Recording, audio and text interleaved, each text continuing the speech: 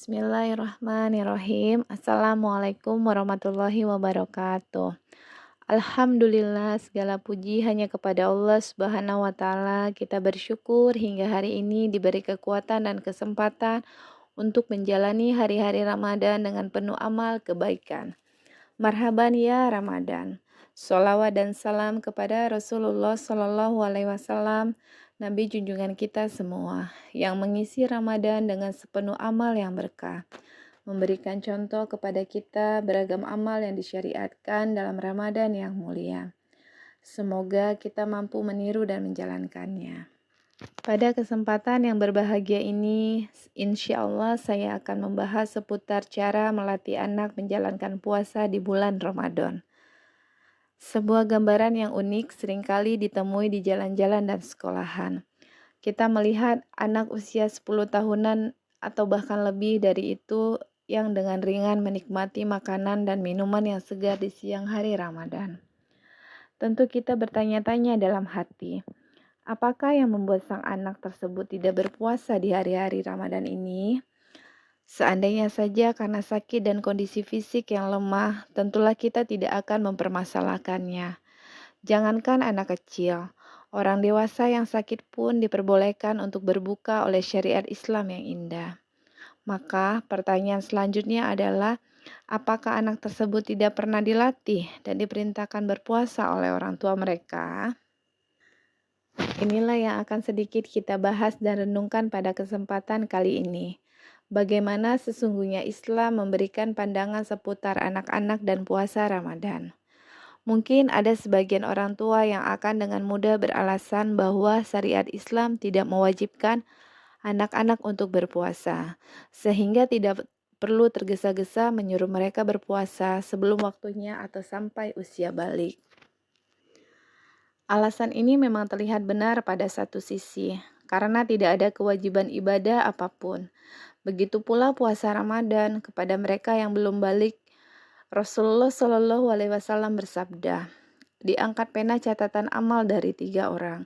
Orang gila yang hilang akalnya sampai sadar kembali, orang tidur sampai ia bangun, dan anak kecil sampai ia bermimpi atau balik. Hadis riwayat Abu Daud. Lalu, apakah kemudian kita berdiam diri, tidak mengenalkan dan melatih anak kita berpuasa hingga waktunya tiba? Tidak, dan sekali-kali tidak. Ibadah dijalankan dengan ringan karena ada latihan dan pembiasaan. Begitu pula dan apalagi ibadah puasa yang sangat dominan sisi fisiknya. Jika tidak dibiasakan sejak dini, maka penundaan dari tahun ke tahun hanyalah mengakibatkan kesulitan yang bertambah-tambah. Pepatah hikmah mengatakan dengan indahnya, bahwa mendidik anak saat kecil bagaikan mengukir di atas batu. Susah memang, tapi masih memungkinkan untuk dilakukan. Sedangkan mendidik orang tua bagaikan mengukir di atas air. Hampir-hampir tidak pernah kita bayangkan bagaimana melakukannya. Rasa-rasanya tidak berlebihan jika kita mengatakan bahwa anak-anak memang belum wajib untuk berpuasa. Tapi sungguh para orang tua mempunyai kewajiban untuk mulai mengenalkan dan melatih anak-anaknya berpuasa. Kewajiban ini sudah disyariatkan begitu jelas dalam Al-Quran, sebagai panduan bagi orang tua untuk melakukan langkah-langkah yang jelas dalam mengarahkan anaknya dalam beribadah. Allah Subhanahu wa Ta'ala berfirman dalam surat Al-Tahrim ayat 6, hai orang-orang yang beriman, peliharalah dirimu dan keluargamu dari api neraka. Setiap orang tua yang mentadaburi dan memahami ayat ini tentulah segera tergerak dan merasa bertanggung jawab untuk mengenalkan ibadah puasa kepada anak-anaknya.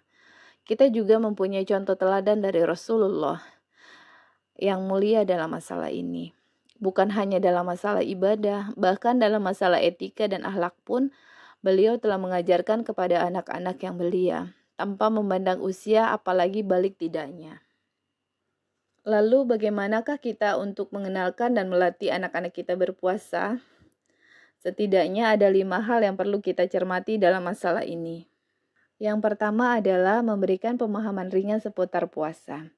Sungguh anak kecil usia 7 tahun bahkan kurang, pada saat ini telah mampu dengan mudah untuk diajak dialog.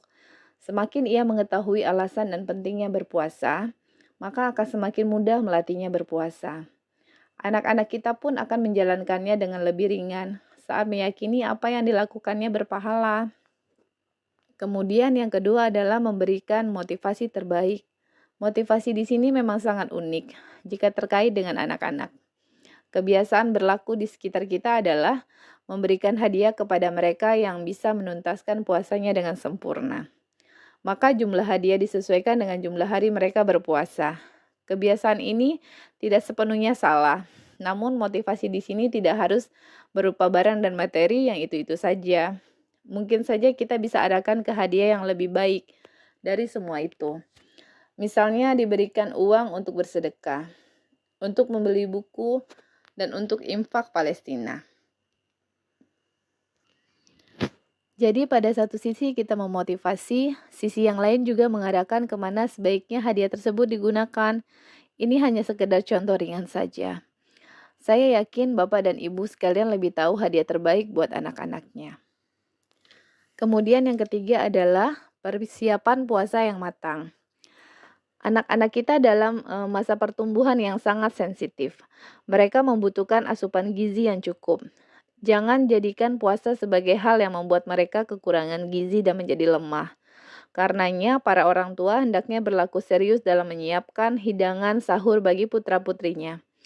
Pastikan bahwa mereka akan mampu menjalaninya dengan baik. Karena itu, kita telah menghidangkan modal yang cukup saat sahur dan berbuka.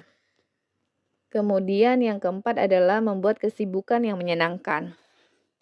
Berpuasa seharian bagi sebagian besar anak kecil adalah sesuatu yang berat dan sangat menyiksa diri. Kita tidak bisa membiarkan mereka larut dalam kondisi yang demikian. Karenanya perlu dilakukan langkah dan upaya untuk menyibukkan mereka agar lalai dari rasa lapar dan dahaga.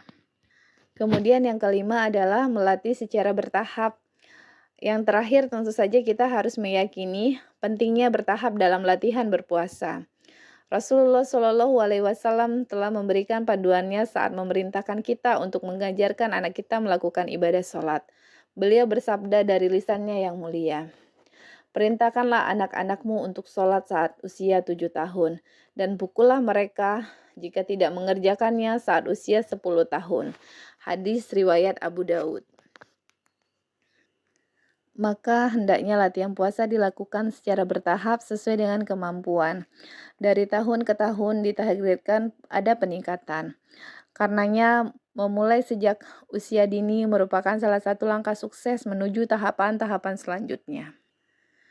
Kebiasaan masyarakat kita yang mengistilahkan puasa sambung dan puasa beduk atau berbuka saat zuhur menjelang dan melanjutkan puasa setelahnya. Ini menunjukkan sebenarnya langkah-langkah positif ini sudah dianut masyarakat kita dalam mengenalkan anak-anaknya berpuasa.